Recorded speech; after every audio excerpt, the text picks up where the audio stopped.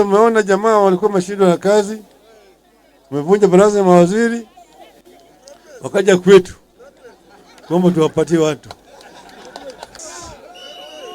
Si walikuwa mashindwa na kazi, wakaja wakasema wanapiga magoti chini, tafadhali mpatie sisi watu wenu ni wanajua.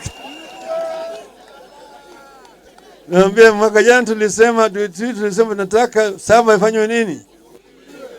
Ifanywe nini? Mambo yangekuwa tofauti sana kama ingefanyika. Unajua haya? Sio mashindwa. Tumewapata sasa wataalamu. Mtaona kama kazi inabadilika. Vijana hoye! Vijana hoye! Sasa nataka kuendelea mbele zaidi. Siku ya leo nataka kuambia nyinyi ya kwamba nimeongea na gavana. Na nimemwambia yeye ya kwamba nataka hii kazi yote ifanyike. Ameniambia mimi ya kwamba yeye anafanya mpango ya kuleta msaada hapa. Na itakuja.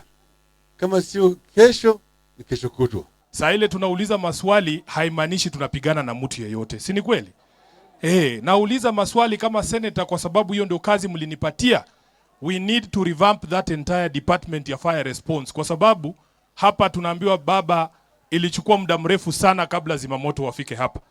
Nimeongea na wao, nimewaambia nyinyi mnajua kila wakati kuna mikasa ya moto kwa hii masoko.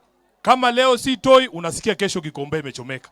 Kwa nini tusichukue gari za zimamoto zikuwe stationed hapa karibu na hizi soko so that kukitokea na kitu kama hii inakuwa ni rahisi?